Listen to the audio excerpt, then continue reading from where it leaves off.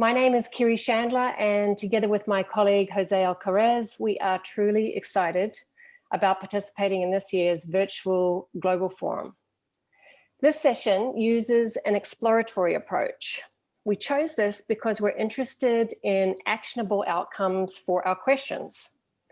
So with this in mind, we wanted to collectively consider, how can we achieve the SDGs without overshooting the planetary boundaries? Now, the planetary boundaries being a concept introduced by Johan Rockström and 28 scientists in 2009. This defines a set of 9 interrelated Earth system processes. The stability of those processes provides us with this safe operating space for humanity to exist and to thrive.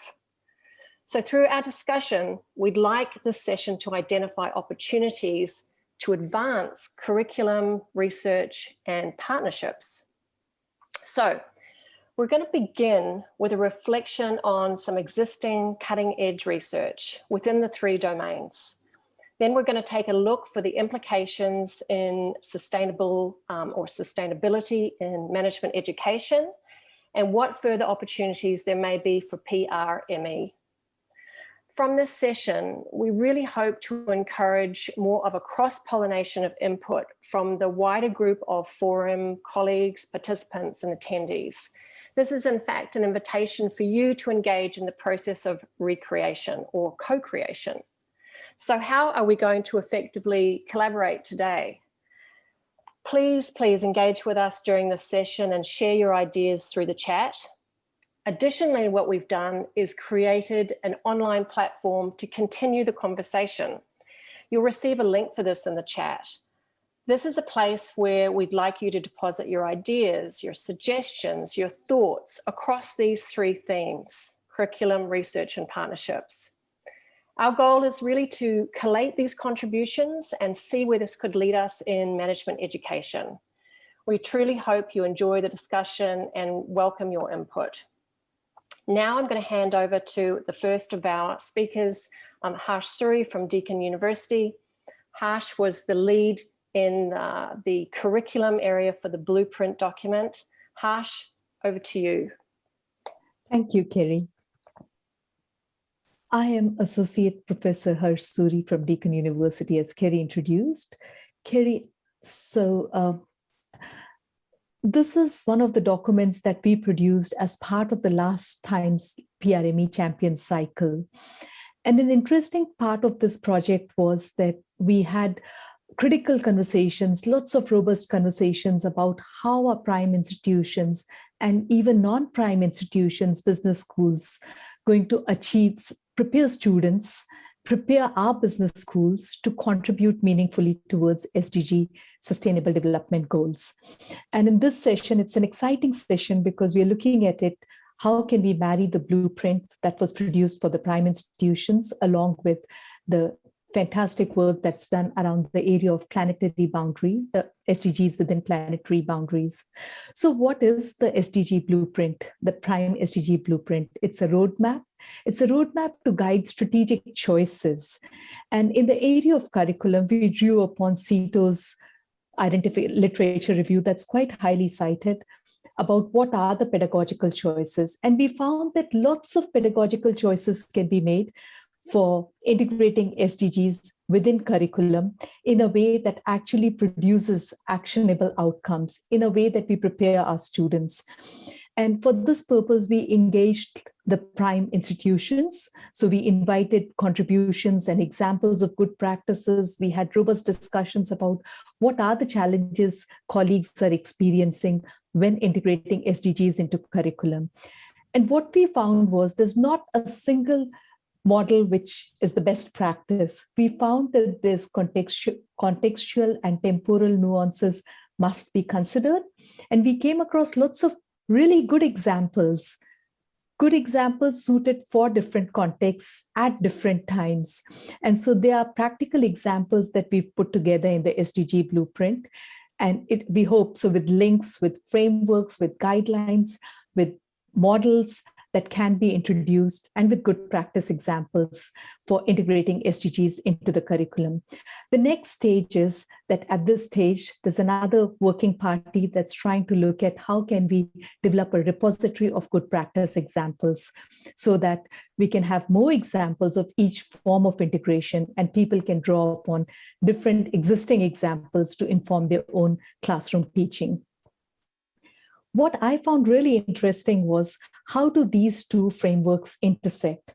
And as Kerry has said about the work, the fantastic work that's been done about SDGs within planetary boundaries, it's evident that it's not by doing business as usual that we'd be able to do better.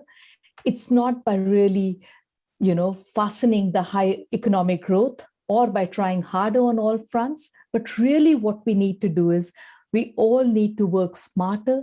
We need to make transformational policies. We need to actually bring about transformative behavioral changes. So the challenge for us is how do we bring about these changes amongst our graduates, amongst business graduates? And for this, it's important that our students not only understand how to do it, but are also committed to do it. So we need to develop knowledge, attitudes, skills, where students feel committed to accelerating renewable energy growth or accelerating productivity in sustainable food chains, bringing about the behavioral change, especially in countries which are richer or in communities which are richer.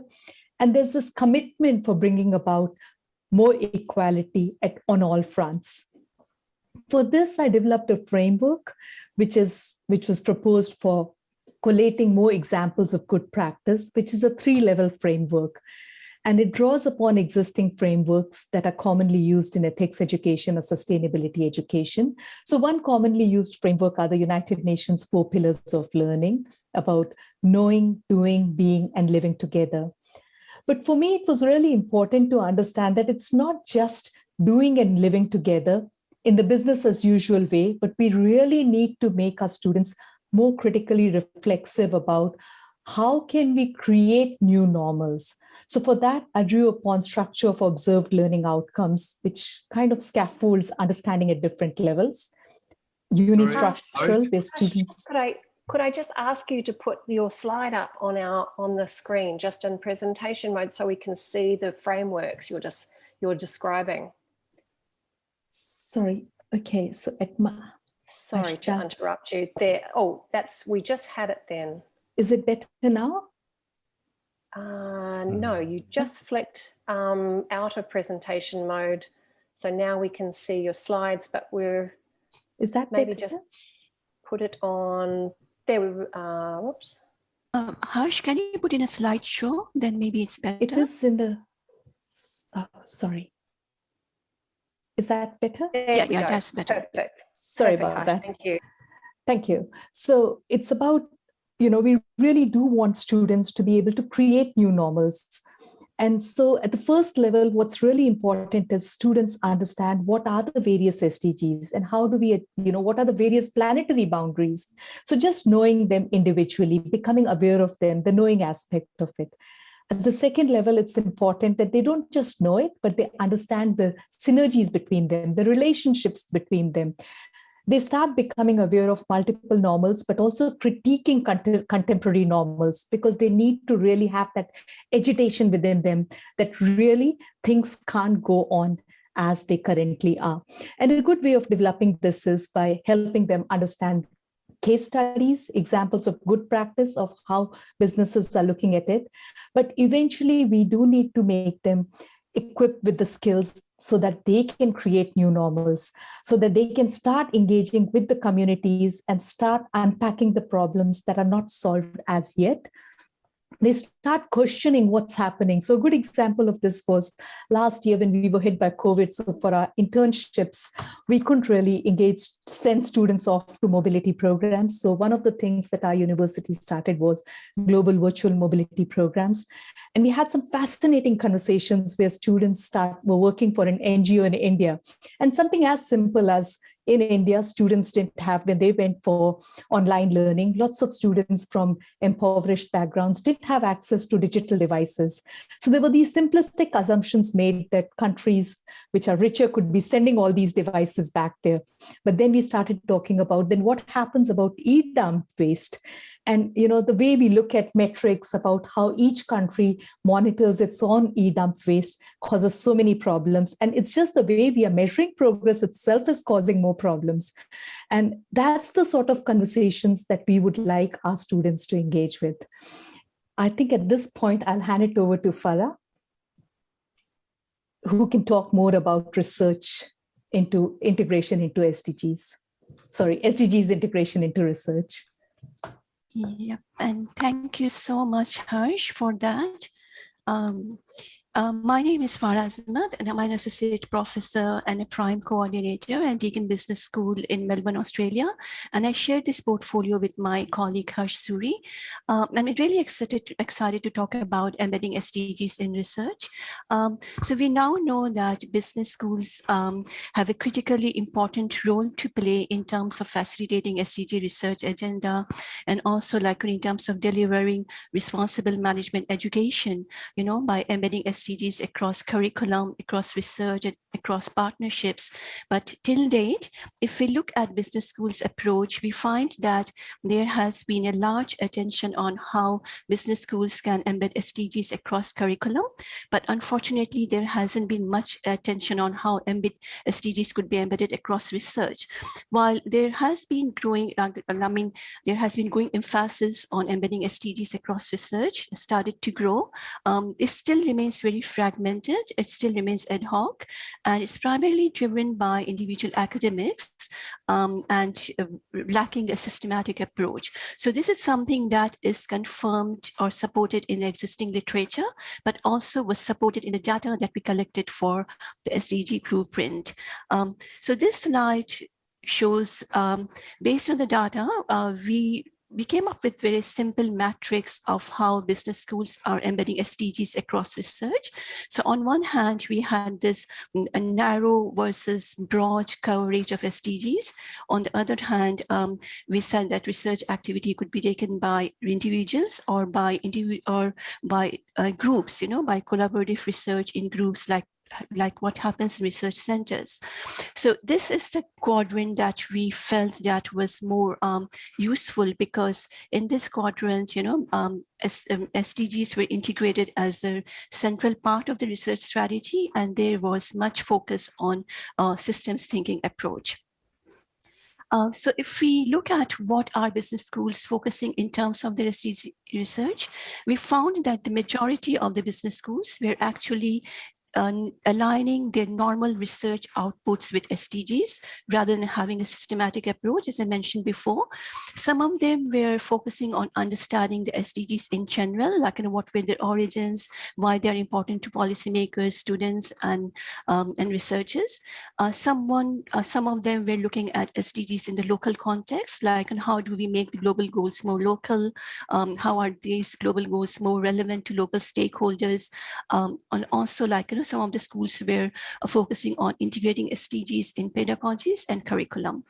We also found that there were potential areas to consider and that we're having less focus on, but they were pretty important. The first thing that we found was research on SDG synergies and trade-offs were really, really important, particularly if we want to have SDGs within planetary boundaries. So we now know that, research says that with business as usual activities, unfortunately, we will not be able to achieve the SDGs within 2030, not even by 2050s, right? Just because, because SDGs are so interrelated, so they are so interconnected, and there are also some inherent contradictions within them. So for example, if we want to achieve social goals or if we want to achieve economic goals, that happens at the expense of environmental goals. So in other words, we could have socioeconomic development, but that will threaten our environment. So that means that we really need to be extremely vigilant or very, very careful about embedding SDGs within the planetary boundaries. We want to achieve the maximum amount of SDGs remaining within the planetary boundaries boundaries so that we could be in a safe operating space as specified by planetary boundaries. And for that to happen, research has got a very critical role to play to come up with that sort of innovative and creative business model that identifies and monitors the interdependency between different SDGs so that we can rectify the trade-offs and we can leverage the synergies to accelerate change. So research is also important in terms of supporting the policymakers, in terms of supporting the businesses to make sure that the strategies that we have on ground are feasible, are sustainable, they are having positive impact without harming the environment, and they are within the safe operating space. And finally, we also found that data collection, storage, and analysis is something that research needs to contribute to. So research needs to come up with more knowledge on how can we collect data, how can we store data, and how could we analyze data. And this is something which is really important, particularly in terms of developing countries, because there's a huge gap in data collection, storage, and analysis. So in short, I know that we have time constraints, but in short, I just wanted to say that embedding SDGs across research has got huge potential to facilitate the SDG agenda within planetary boundaries. But for that to happen, we need to integrate SDGs as a core part of the research strategy within the business schools.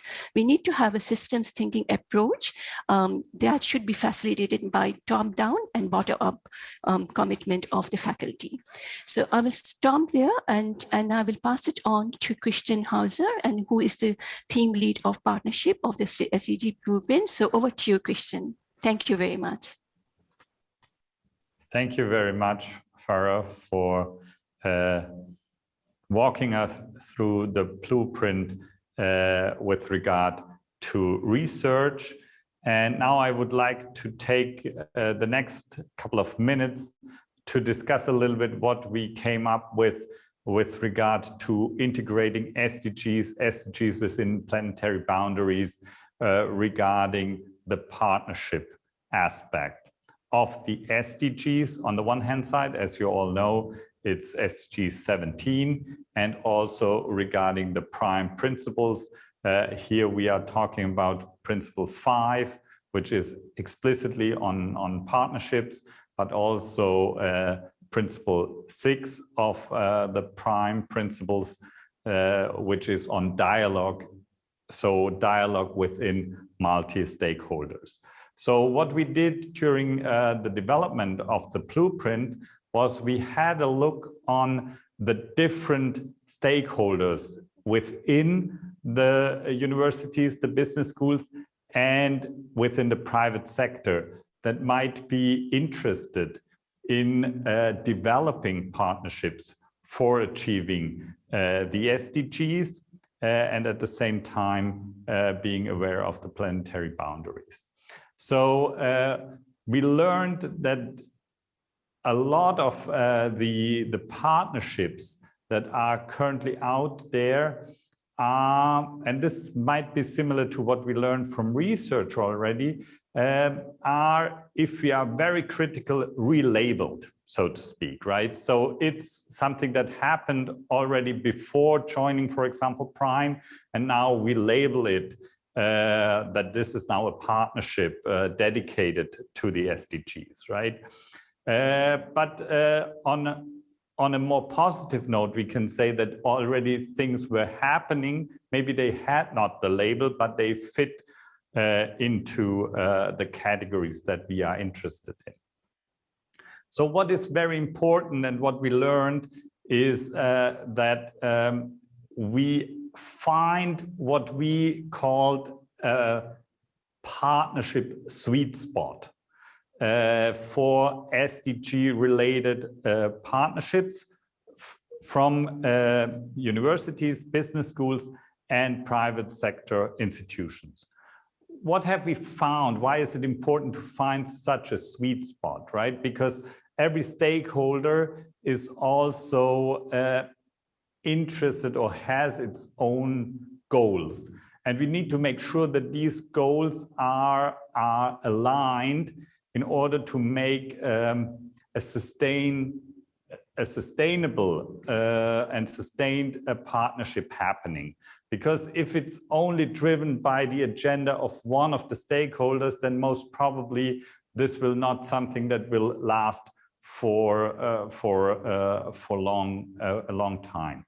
So to find this partnership sweet spot, as we called it in the blueprint, what we identified is that on the one hand side, such a partnership needs to be faculty driven. So you need at your university engaged faculty, that scholars that are interested in the topic, that are really passionate about this, and that they have the passion to do this also in partnerships with external partners, private sector partners, for example.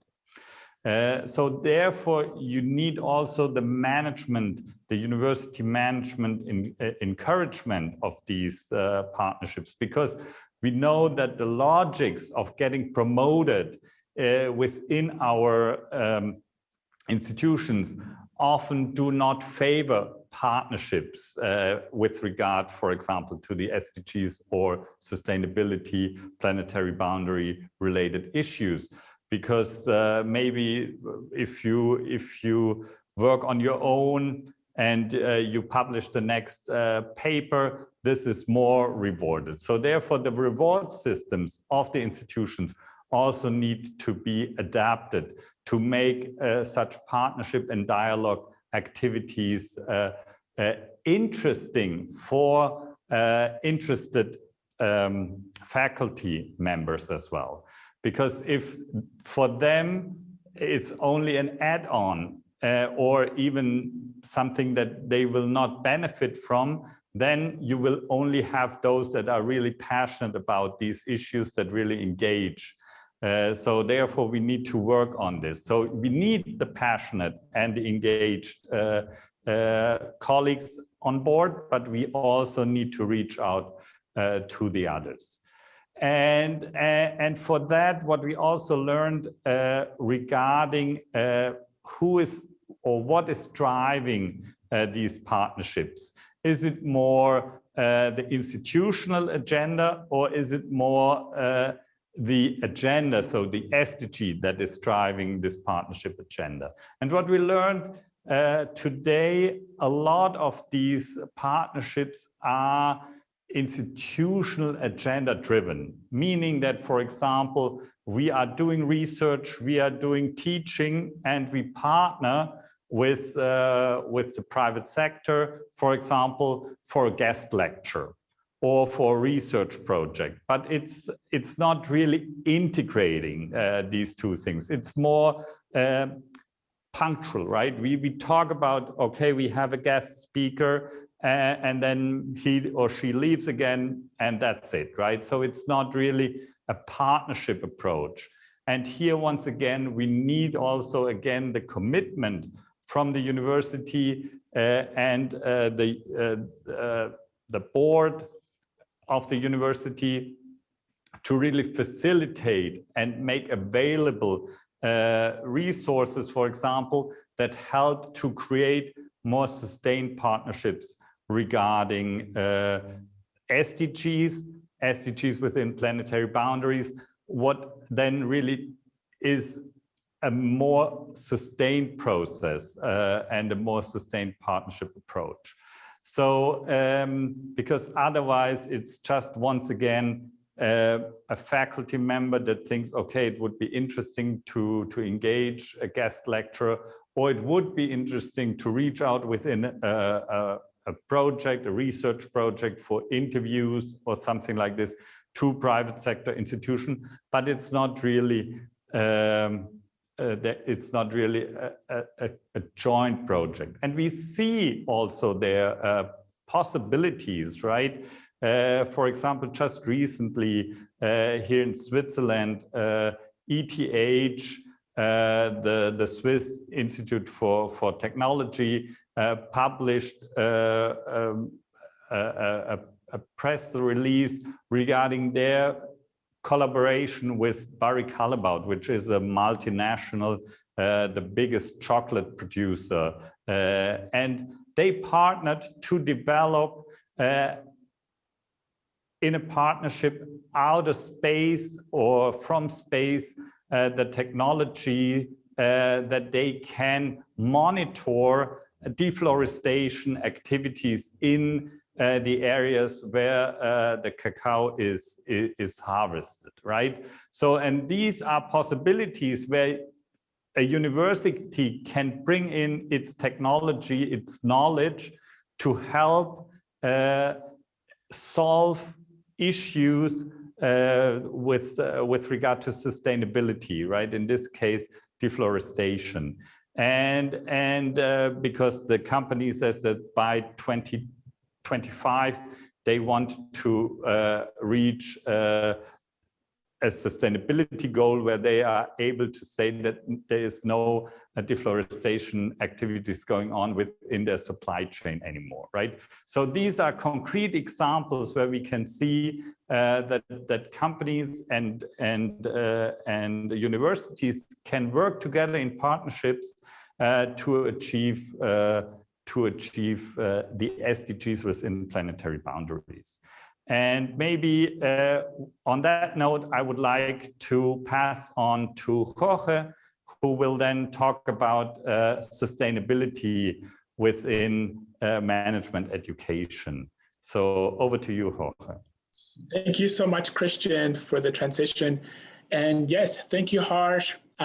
Thank you, Christian, and also thank you, Farah, for giving us these insights. Even as we sit here and we join the panel, the individuals who are participating are learning about these latest developments. So I am Jorge Arevalo. I am a professor of management coming to you from William Patterson University. And I was invited by Jose and the team to give some insight as to what we call sustainability in management education. I will refer to it from now on as SIME. It's actually shorter to do. I think the most important thing that I will be able to contribute today is I want to give you some back and forth linkages between SIME and SDGs, especially because my team and I have been leading the conversation and also a bit of the research as to SIME in the past 15 years. And we have also had challenges of integration, and we have also tried to understand what universities at a global level are doing with this integration. At the end, I'm going to try to make some recommendations as to how we can move forward towards the integration of the SDGs and PBs. Basically, we began to see conversations within SIME topics back in the mid-1990s. And they have been really coming to us in the form of special issues. So these conversations about sustainability, sustainable development, and education have been given to us as niche pieces. So we began to see ecological awareness. We began to see calls for philosophies, programs, techniques. We began to see strategy journals asking for more critical thinking and problem solving for education and sustainable development. We have seen some edited books and research handbooks that have tried to describe the transformative approach to SIME. And it was only about 3 or 4 years ago that I was so lucky to come across the work that Jose and his colleagues are doing, and we were completely impressed. So I think one of the best ways to talk about how SIME has been integrated in business schools will help in some way identify some of the issues that we've had in this domain that can give some information to SDGs and PBs efforts. So on the SIME side, we have seen a lot of critical attention being paid to sustainability in business schools, but we continue to raise this question: is the current framework that we are using widely being integrated, or are we just having a discussion?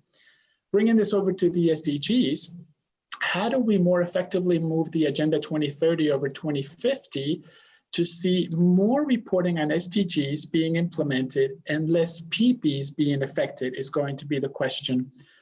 We also see at the SIME level, and I believe Harsh has mentioned this a little bit, when we look at pedagogical designs, when we look at topics, courses, full programs, the speed of programs, are business schools doing their own thing, or are we able to better describe what it is that we are doing collectively? When we bring this over to SDGs and PBs, we ask the same question. the issue has been in describing implementation. So as we discussed in the panel, do we treat this as business as usual, which is the same? Do we do more of an accelerated approach for a faster integration? Do we do harder, greater efforts, as we heard before? Or we do smarter transformational changes? And the big question is, we are presenting the SDGs and PBs, the way that we present SIME, at global scales.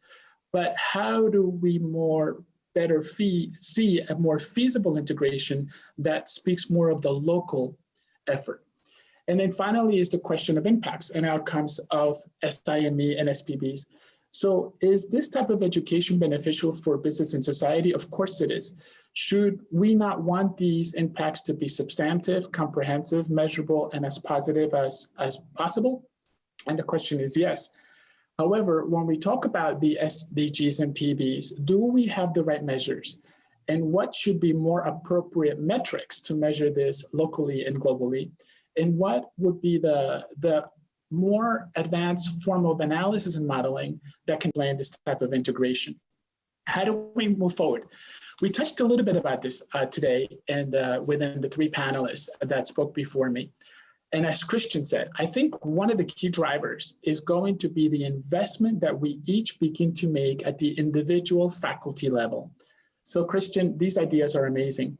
And also when we heard from Farah and from Harsh, I think we need to involve our MBAs, because most of our MBAs are working already for very reputable and sustainably driven companies. They need to hear about our conversation.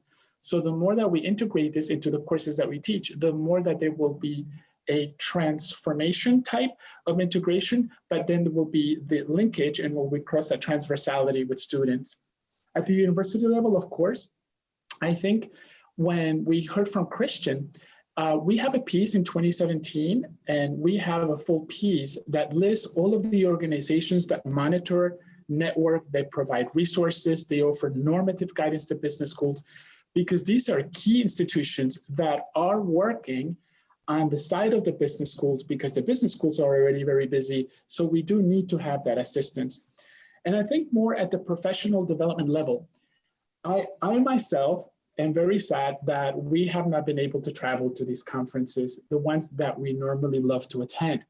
But the idea is that we need to seek these events that we need to love to attend, and those that house global companies, leading business schools, and true entities that have a track record of sustainability integration, so that we can provide more thought leadership and seek out these institutions that are really committed to mainstreaming sustainable enterprise and business research, policy research, management education, as well as executive learning and development. So on that note, I'm going to pass it over to David, who's going to talk more about SDGs reporting. Thank you. Thank you very much, Jorge. Thank you for inviting me here. Do you hear me well? Yes, we do. Great. So I'm David Kolstad. I'm from the Stockholm Resilience Center, an international research center on resilience and sustainability.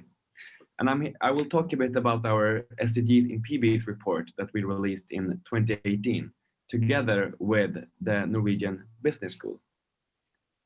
We embarked from the question, can we achieve the SDGs and can we do this within the planetary boundaries? And as you know, 2015 was a fantastic year when it comes to the agreement on the 17 SDGs, as well as the Paris Climate Agreement. But what's not included in the Paris Climate Agreement is all the other 8 planetary boundaries that we also need to use as our starting point when looking at environmental problems, environmental footprint on the bigger scale. So we have the 9 planetary boundaries, and the question is, can we find pathways to meet the SDGs within the planetary boundaries by 2050 and beyond? And this was what we investigated in our 2018 study, and that we now continue to work on within the Earth 4 project, Earth for All.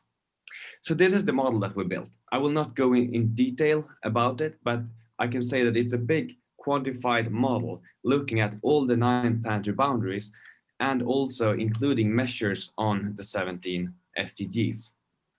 We came up with 4 different scenarios that we plotted on x-axis here, where you see the SDG success score going from 6 and up to more SDGs being reached. On the y-axis, we have the planetary boundaries, and we need to stay within all 9 planetary boundaries, but we are currently outside. So in a way, it's not about staying within, but actually moving back within planetary boundaries, because we're already transgressing these boundaries, which means increasing risk. And sometimes it sounds like we're talking about human and environment, but actually the risk is highly human. So it is a risk against human development in the longer term if we cross and transgress the planetary boundaries. So here in the red arrow in the middle, you can see how we have moved from 1980 until today. We are today reaching more of the human well-being goals, but we're doing this, as earlier speakers have mentioned, at the expense of planetary health, which will harm us in the long term.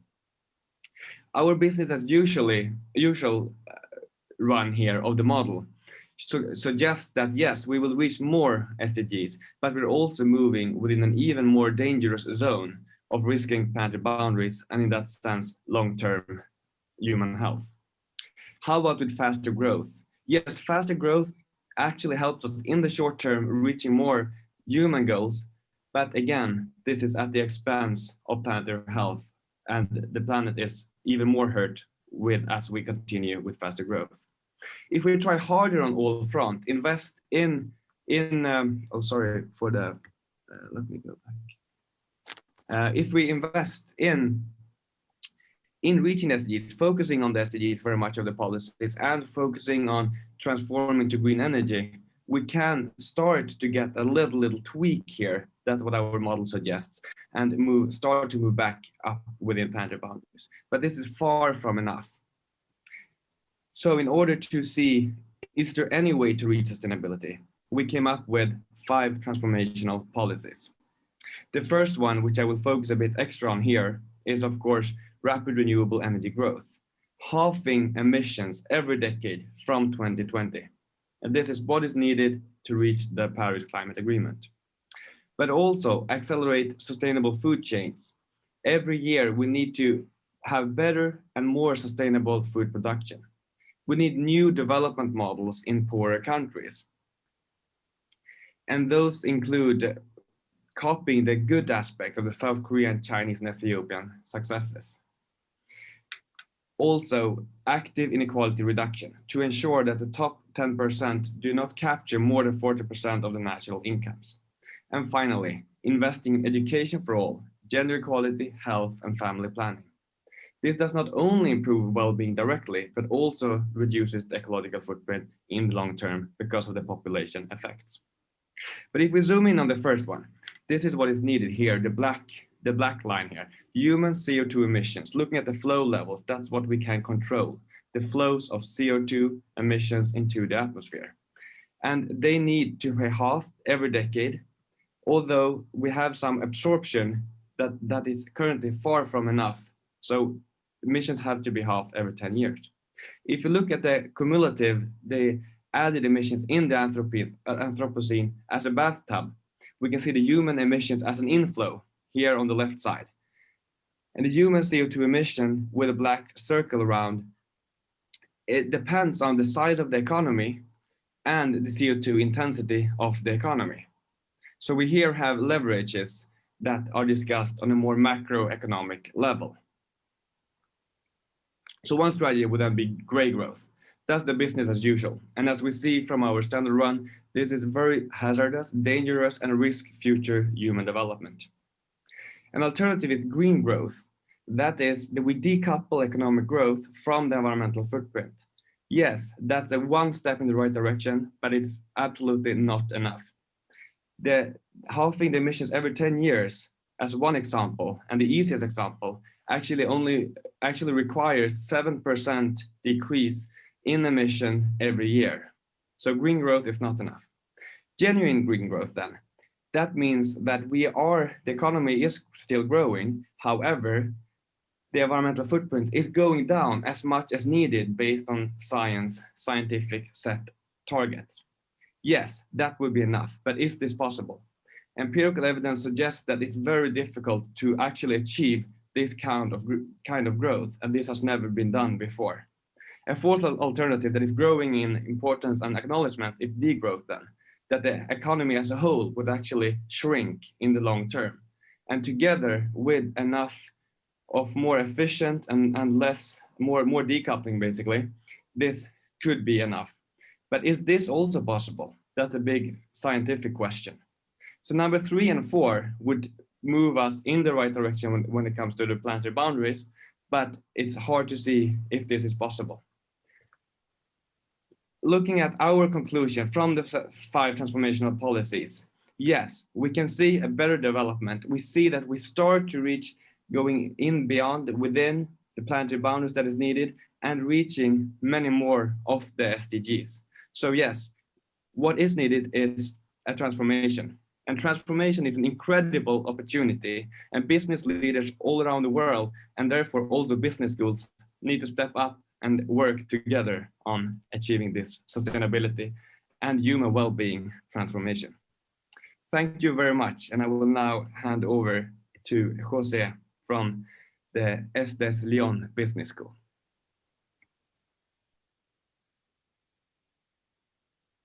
Thank you so much, everybody. Thank you, David. So we see this session as a very exploratory. We are into a new terrain. That's the way we see it. How can we achieve the sustainable development goals within planetary boundaries, and how can we integrate all this into curriculum, research, partnerships, and how do we move forward? We see implications for curriculum.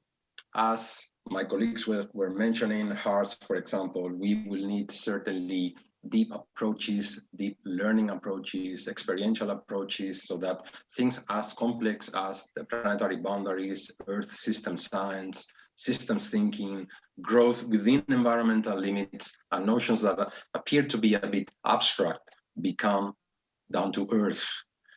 We will also, of course, certainly need that research on these topics become kind of central to the strategy of the research strategy of organizations. So now we would be talking not only about making the SDGs a central part of the research strategy, but the SDGs within PBs or within planetary boundaries are central to the research strategy.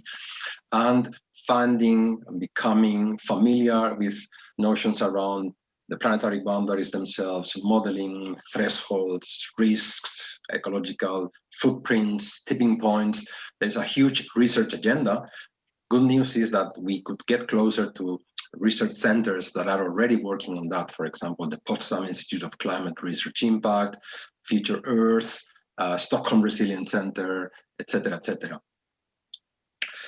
If we talk about partnerships, as Christian was mentioning, how will we find the sweet spot for partnerships that in a way deal with the macro level, whether it's with policy or agencies at the macro level of national agents here in Germany, for example, and Sweden and the Netherlands are some of the key champions around the planetary boundaries. So how do we engage with policymakers at that level, but with the meso level, with institutions, and at individual level? So these 3 levels, macro, meso, micro, and that notion of sweet spot. Now, different models will reach, we will certainly need big, bold, transformational actions.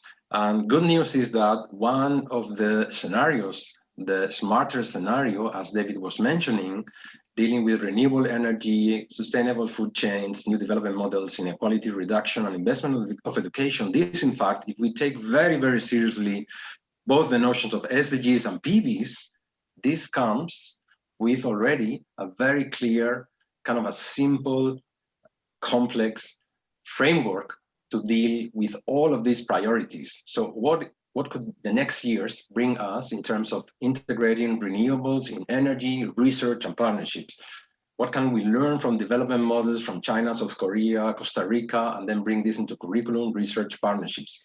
The same for inequality reduction, for gender, and for food, where I've done some research in the past. So this by itself is, I think, a very exciting agenda for the future.